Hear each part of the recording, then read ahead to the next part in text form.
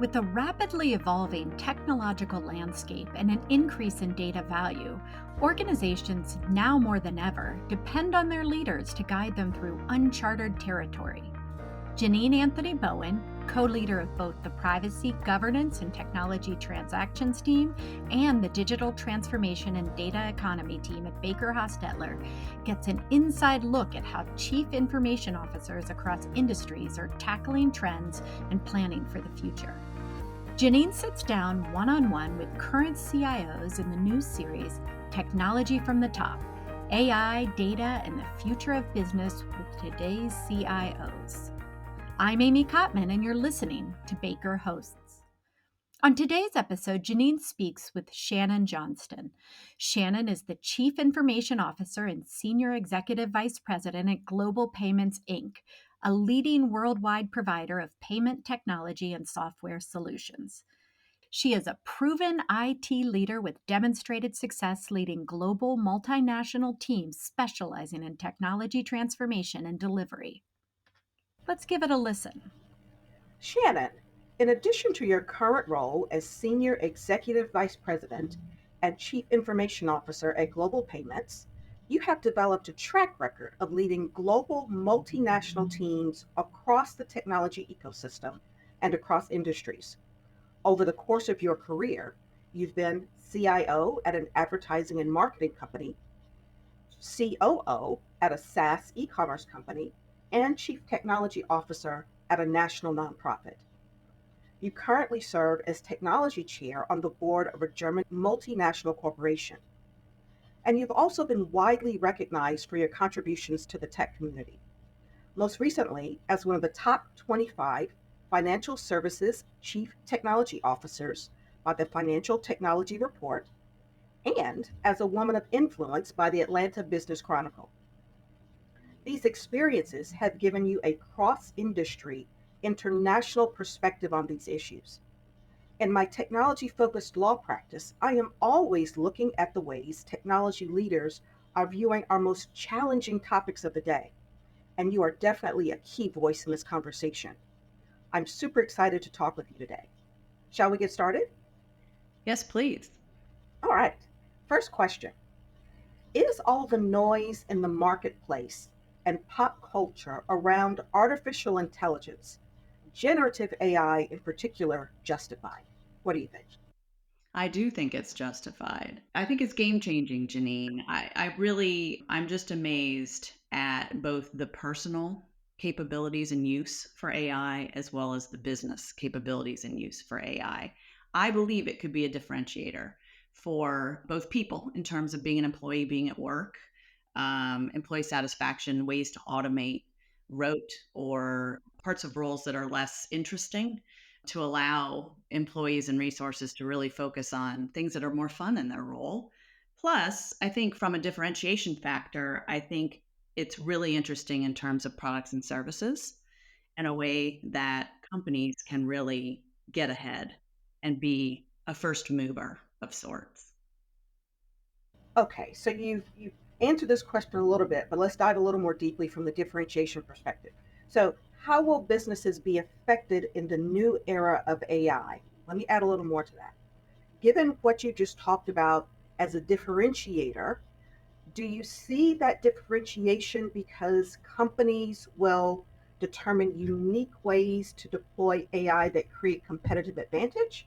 Because it seems to me that all companies will be integrating AI to some degree. So, talk about the effect that it will have on business and that differentiation a bit more. Yeah, I think you're exactly right. I think most companies will introduce some form of AI. I think there are many off the shelf products and services that are including AI capabilities in a package that a company may already use. So even very small companies can use it as part of their desktop setup, as it were, not to name any names.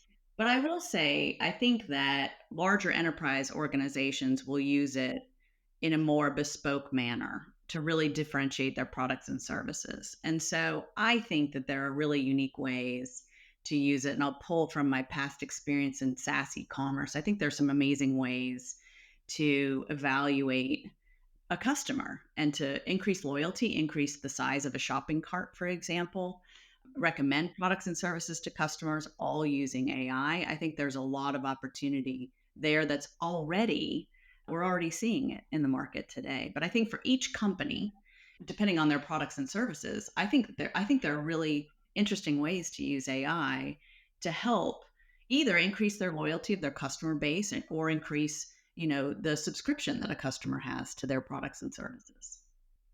So, Shannon, given everything you said, should we be afraid? And should I be afraid as an employee? Should we be afraid from a cultural perspective? How concerned should we be about the potential for artificial intelligence? Yeah, I think afraid is probably too harsh of a word. I've looked at AI with cautious optimism, and I think caution is the word in terms of sharing of data, cost, just the impact of the compute that is required to do many of the AI queries that are happening today, and obviously, as the products mature and scale, would probably increase. And so, I'm most excited about AI as it relates to information security. I think it'd be a very powerful way for us to take a lot of information and distill it down and detect bad actors faster. However, there's a lot of concern about sharing of data and what the sharing of data means. We don't want that to be a boomerang that ends up hurting us in the end. And so I think it's something you have to really be cautious about and be thoughtful about how you implement it, what data you share, and how much it costs to implement to make sure that the value outweighs the negatives. All right, so you talked about the impact of compute, and I really want to delve into your sense around the environmental impacts of the mass consumption of data and the energy required to give the kind of ultimate results we hope to receive from AI. But I want to park that for a second, and maybe you can bake that into this next question or the next response a little bit. So, as data has become increasingly more valuable, and you just described that a bit, okay, especially over the last, I've said 3 to 5 years, but maybe longer, right? How has your role as a technology leader in the business evolved? How have your goals in your role evolved and your responsibilities? Yeah, I think, we were a first mover in moving data to the cloud some maybe 7 years ago, which for fintech companies was cutting edge. I wouldn't say bleeding edge, but cutting edge for sure. And we were very thoughtful about it because obviously back then there were a lot of concerns just about security in the cloud, et cetera. And so we mitigated those by being very thoughtful about the program that we undertook to implement moving our data to the cloud. I really feel like the CIO's role as it relates to data is to be a partner to the CEO and to actually work with the CEO to develop a culture of data and analytics in the organization. Because I think if an organization is not data driven and doesn't embrace the use of analytics, it's very difficult to just put your data in the cloud and suddenly think it's going to have benefit for you. And so I think really for me, it's about what value does the data bring. It's not a technical problem. We have so many amazing tools to be able to enable people to use data and to do analytics in a way that we've never done before. Natural language search, drag and drop of queries so that you can build a report and change it on the fly and then schedule it to be sent to people on some frequent basis. The capability is there. Then it's really just the question of what is the value that data brings? How do you use data to make better decisions? Superior decision making from data, I think, is a force multiplier. And also just then how do you have a culture of data use and data analytics in the organization? And so, to that end, since AI has a bit of a crowdsourced feel to it in terms of sucking in massive data sets in order to deliver high quality results, are you concerned about third parties, vendors, other organizations getting access to your data sets to feed or to train their LLMs for their own business purposes? Sure. Yeah, I think if you were to share your data with an LLM, it's absolutely something to be concerned about, Janine. We will not share our data with LLMs. There are ways for you to harness the power of an LLM in a way that is custom to you, without sharing that data with the LLM provider. And so that is the approach we're going to take, because we don't want our data to be used to train an LLM. Now, there's trade-offs to that, of course. Obviously, your model is only good as the data that you on the day that you got the LLM, and then the data that you're using to feed it. And so, we're evaluating ways where we could keep the LLM updated with the global data set to be sure that it's continuing to learn while not sharing our proprietary information. That's crucial to us. I think companies in other situations, maybe it's fine for them to share proprietary data, or data that's not proprietary with LLMs, because they get the benefit of that. But I do think it's important to really determine and distinguish where are places where the data is not proprietary. It doesn't matter if we share, and then we're getting the benefit of a LLM that's being constantly trained or tuned. And where are the places where the data is really proprietary? If we were to share it, it diminishes the value of the data for us and shares intellectual property that we don't want to share. And so those are the places that we're looking at. And good classification of data is the best place to start. And so again, a lot of AI, almost entirely relies on how well you're managing your data as an asset. So that data classification has become a bit of a hot topic for me as I'm talking to clients, because I'm asking, okay, you have this internal data classification system. Can Are you tagging your data in such a way that is consistent with that system, such that if you wanted to parse off universes of data, you could protect those pieces that are trade secret, high value, proprietary from those other ones? And so there's a mixed bag of answers there.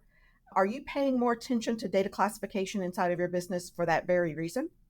I would say we've always paid really close attention to it, Janine. And so I think we're fortunate in that respect. And so, yes, I think if you haven't done it before, it takes a lot of work to do the cleanup, as it were, even though it's not really cleanup. It's more of just good hygiene. And so, yeah, we have always had a very solid data classification mechanism. And so we're in good shape there. However, I think it's like anything, it's a living, breathing thing. It's always something that we're looking at and evaluating to be sure that, it still is in line with the times in terms of how we feel about different types of data, and what the classifications should show. All right, I appreciate that. So let's pivot to another question. You alluded to this a bit. So back in the dawn of cloud computing, I'd say 2008, 2009, 2010, maybe a little bit later for financial services, but not much later. Okay. Companies went through a lot of go, no go analyses with respect to moving both systems and data to the cloud.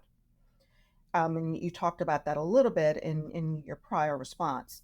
But now, what are the analyses and decision rubrics that you are currently using around maximizing the value of data in the enterprise?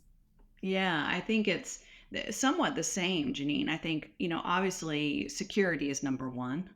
But then after that, and a very fast follower is, how do you extract data and data in the cloud, and the capabilities that the cloud gives you in terms of real time scale and some of the other positives? How do those positives compare to the negatives, which is the cost associated with moving data to the cloud, and housing data in the cloud, and the compute costs, et cetera. Very similar to what you would do if you were building a new program on premise. I don't think it's different from that perspective, but for us, it's very much about, do the benefits outweigh the negatives? And some of that is cost, Okay, and some of that is security, and some of it is just, what will it get us from a differentiation perspective? gotcha, gotcha. All right, so AI has sucked all the oxygen out of the room conversationally, but clearly there are other things going on. So, what else are you thinking about technologically in order to generate revenue and move your business forward?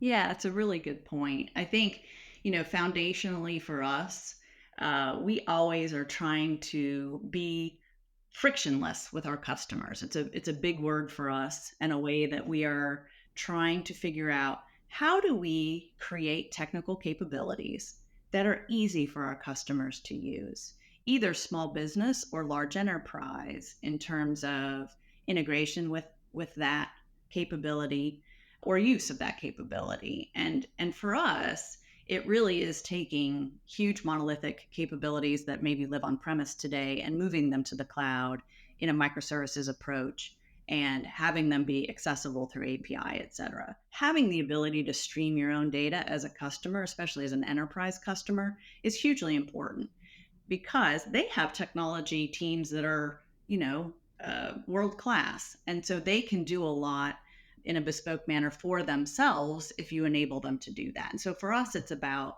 customer enablement, frictionless customer interaction. How do we get our customers as much data as we have, and in real time, so that they can make, these superior decisions with the good data that we've got and that they can use.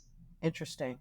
So we haven't talked a whole lot about APIs, but I'm seeing more and more of that in the deals that I'm working on, where vendors are introducing solutions that allow those interfaces to access data in more seamless ways. Is that a differentiator from your perspective, or is that becoming kind of ordinary course and just one of the things you do from a standard commercial perspective at this point?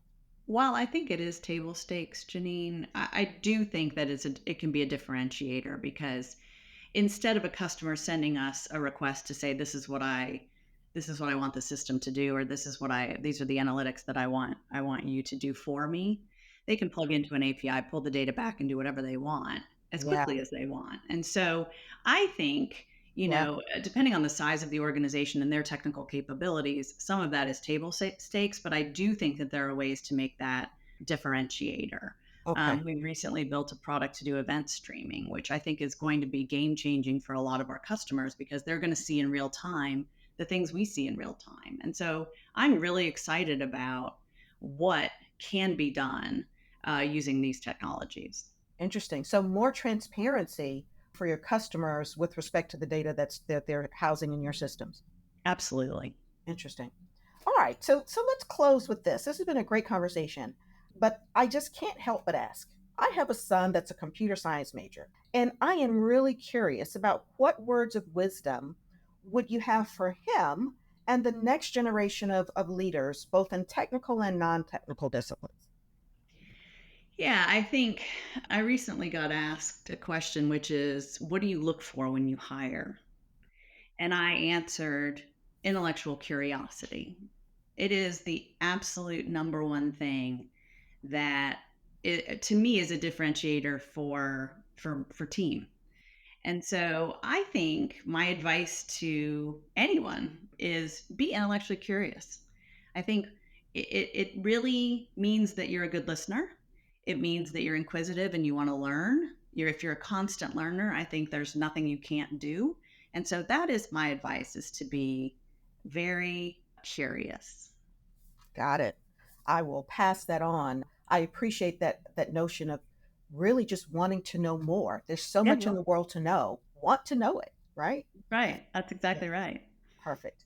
Well, Shannon, I have enjoyed our time together, and I certainly appreciate you taking the time to talk with us. Thanks so much. It's my pleasure, Janine. Thank you so much for inviting me. If you have any questions for Janine, her contact information is in the show notes. As always, thanks for listening to Baker Hosts. Comments heard on Baker Hosts are for informational purposes and should not be construed as legal advice regarding any specific facts or circumstances. Listeners should not act upon the information provided on Baker Hosts without first consulting with a lawyer directly. The opinions expressed on Baker Hosts are those of participants appearing on the program and do not necessarily reflect those of the firm. For more information about our practices and experience, please visit bakerlaw.com.